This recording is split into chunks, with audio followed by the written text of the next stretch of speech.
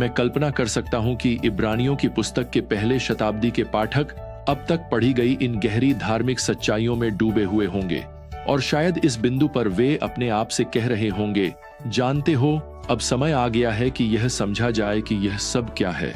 इसका मेरे जीवन के लिए अभी क्या अर्थ है? मुझे बताओ कि मुझे आज कैसे जीना चाहिए।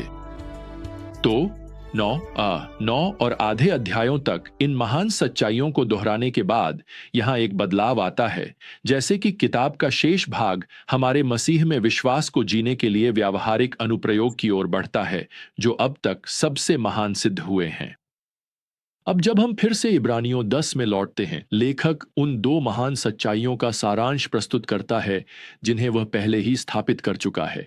पहली बात वह यहाँ 19 और 20 वचन में लिखते हैं, हमें यीशु के लहू के द्वारा पवित्र स्थानों में प्रवेश करने का विश्वास है, उस नए और जीवित मार्ग के द्वारा जो उसने हमारे लिए पर्दे के माध्यम से, अर्थात अपने शरीर के माध्यम से खोला। फिर से, जैसा कि हमने पहले ही सीखा है, लोगों को यरूशलेम के मंदिर के सबसे पवित्र स्थान, पवित्रतम में प्रवेश करने से रोका गया था, लेकिन अब हम सब परमेश्वर की उपस्थिति में आत्मविश्वास के साथ प्रवेश कर सकते हैं। क्यों? क्योंकि मसीह ने अपने शरीर, अपनी एक बार के लिए दी गई बलि के द्वारा मार्ग खोल दिया है। यह प्रतीकात्मक रूप से उस समय दिखाया गया था जब मसीह की मृत्यु के समय उस सांसारिक मंदिर का पर्दा ऊपर से नीचे तक फट गया था, वह पूरी तरह से फाड़ दिया गया था। अब दूसरी सच्चाई यहां वचन 21 में कही गई है, हमारे पास परमेश्वर के कार्य पर एक महान याजक है। अब यीशु की महायाजकता के बारे में इब्रानियों में पहले ही विस्तार से चर्चा की जा चुकी है और हमने अब तक की अपनी यात्रा से बहुत कुछ सीखा है। वह स्वर्ग में एक साथ हम सभी के लिए मध्यस्थता करते हुए हर विश्वास करने वाले के लिए महायाजक के रूप में सेवा कर रहे हैं। अब इन दोनों कथनों से पहले क्योंकि शब्द आया है। चूंकि ये दोनों सत्य वास्तविक हैं, लेखक अब 3 बातें प्रस्तुत कर सकता है जो हमें करनी चाहिए। इन्हें हम व्यक्तिगत निमंत्रण कह सकते हैं। इन सभी तीनों की शुरुआत आइए हम शब्दों से होती है। एक बार एक पादरी ने मुझसे कहा था, यह महान लेट्यूस खंड है। अगर आप आत्मिक रूप से स्वस्थ रहना चाहते हैं तो आपको यह लेट्यूस खाना चाहिए। खैर, यहां यूं कहें तो पहला निवाला है पद में ट्वाइस। आइए हम सच्चे हृदय और विश्वास की पूरी पुष्टि के साथ निकट आएं, हमारे हृदय बुरी अंतरात्मा से छिड़के हुए शुद्ध और हमारे शरीर शुद्ध जल से धोए गए हों। अब क्योंकि मसीह ने हमारे लिए मार्ग खोल दिया है, हमें प्रार्थना में उसके निकट आने का निमंत्रण दिया गया है। ईश्वर की उपस्थिति हमारे लिए उपलब्ध है। तो यहां दूसरा निवाला है पद 23। आइए हम अपनी आशा के अंगीकार को दृढ़ता से थामे रहें, बिना डगमगाए, क्योंकि जिसने वादा किया है वह विश्वास योग्य है। दूसरे शब्दों में हमें यूं कहें तो टिके रहने के लिए प्रोत्साहित किया गया है, लेकिन हमें यह वादा भी दिया गया है कि वह हमें कभी नहीं छोड़ेगा और यही हमारी सुरक्षा है। अब यूं कहें तो तीसरा लेटस यहां पद में है 24। आइए हम विचार करें कि हम एक दूसरे को प्रेम और भले कार्यों के लिए कैसे उकसा सकते हैं और एक साथ मिलने की उपेक्षा न करें। अब मैं आपको बताना चाहता हूं प्रियजनों, कोई भी नया नियम लेखक यह कल्पना नहीं कर सकता था कि कोई मसीही स्थानीय सभा से अलग रहेगा जब तक कि वह चर्च से अनुशासन के कारण, अर्थात बिना पश्चाताप के पाप के लिए अलग न किया गया हो। मसीही जीवन को कभी भी अकेले चलने वाली यात्रा नहीं माना गया। मसीहियत वास्तव में एक सामुदायिक परियोजना है। मसीह में परिवार के सदस्यों की संगति है। मैंने व्यक्तिगत रूप से अपने पादरी जीवन में इसे बार बार देखा है। परमेश्वर से दूर जाने का पहला कदम तब था जब कोई व्यक्ति परमेश्वर के लोगों से दूर चला गया। क्या आपने कभी इस बात पर विचार किया है कि चूल्हे से निकला हुआ एक गर्म कोयला अगर उसे बाकी कोयलों से अलग कर दिया जाए तो वह ज्यादा देर तक गर्म नहीं रह सकता? अगर आप उस कोयले को अलग कर देंगे तो वह ठंडा हो जाएगा। अगर आप मसीह की देह से दूर हो जाते हैं तो ज्यादा समय नहीं लगेगा कि आपका दिल परमेश्वर की बातों के प्रति ठंडा पड़ जाए। मैं ऐसे बहुत से लोगों को भी जानता हूं जो चर्च को उसी तरह डेट करते हैं जैसे वे अन्य लोगों को करते हैं। जैसे वे एक व्यक्ति से दूसरे व्यक्ति के पास जाते हैं और कभी शादी नहीं करते क्योंकि उन्हें परफेक्ट व्यक्ति नहीं मिलता, वैसे ही वे लगातार परफेक्ट चर्च की तलाश में रहते हैं। तो प्रियजनों, मैं आपको बता दूं, आपको कभी भी एक परफेक्ट चर्च नहीं मिलेगा। असल में जिस पल आप किसी चर्च में शामिल होते हैं, वह और भी अधिक अपूर्ण हो जाता है, क्योंकि आप और मैं ऐसे ही हैं, हम अपूर्ण हैं। ऐसा चर्च खोजें जो परमेश्वर के वचन के प्रति विश्वास योग्य हो, और फिर आप उस चर्च परिवार में परमेश्वर के लोगों के प्रति विश्वास योग्य बने। अब लेखक इन निमंत्रणों को रोककर एक और चेतावनी देता है, शायद इस विचार से प्रेरित होकर कि कोई विश्वासी चर्च को छोड़ सकता है। वह यहाँ 26 और 27 वचन में लिखते हैं, यदि हम सत्य का ज्ञान प्राप्त करने के बाद जानबूझकर पाप करते रहें, तो पापों के लिए अब कोई बलिदान शेष नहीं रहता, बल्कि न्याय की भयानक प्रतीक्षा रहती है।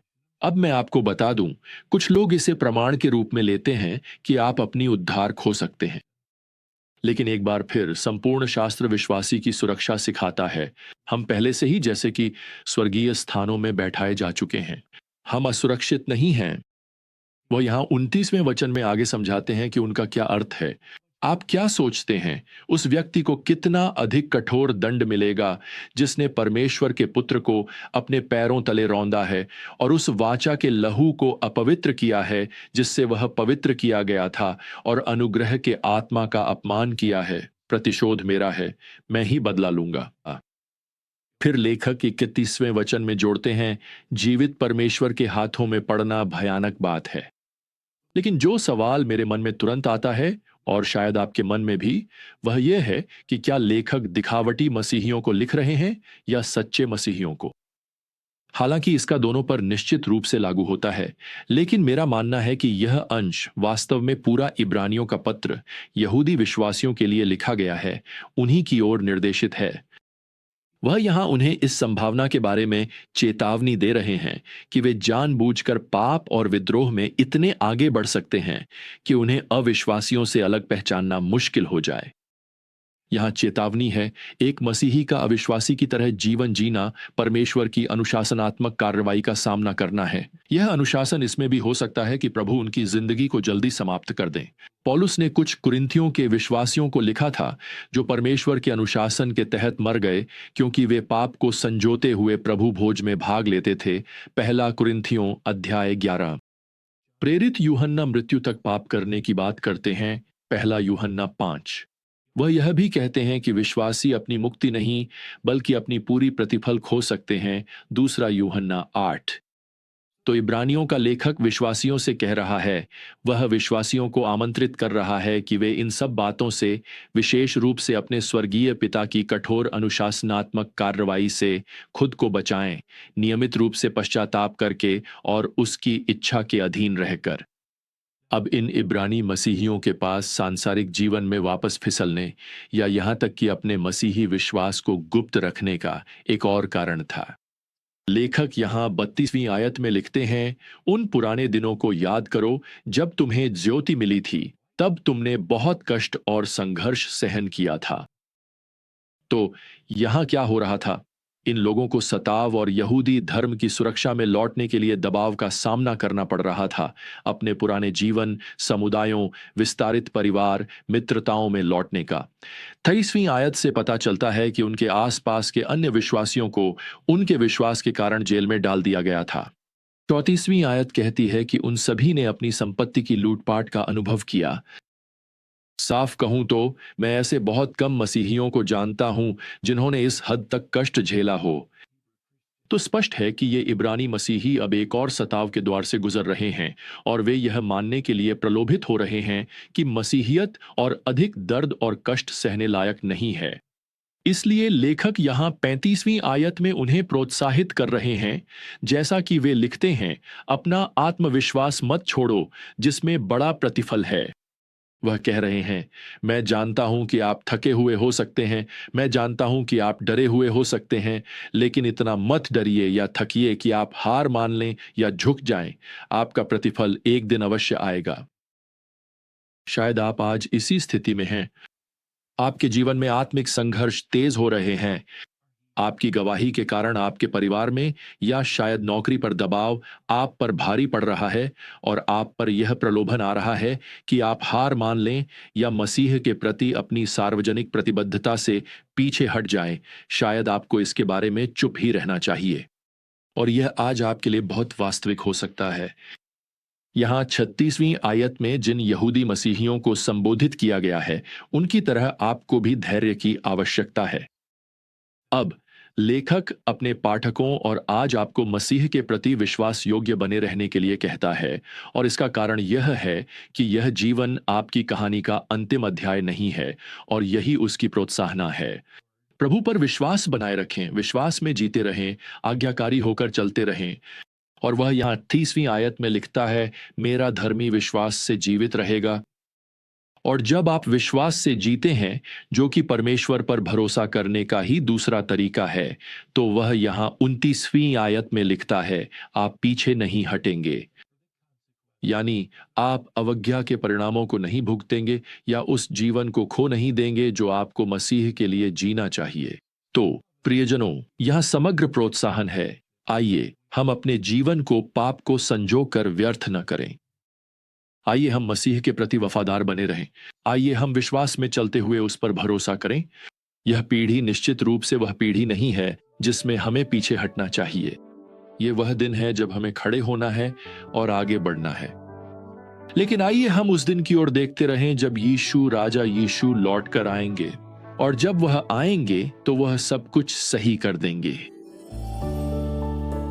तो हमारी अगली विजडम जर्नी तक प्रियजनों, प्रभु यीशु मसीह का अनुग्रह, परमेश्वर का प्रेम और पवित्र आत्मा की संगति आप सभी के साथ बनी रहे। आमीन।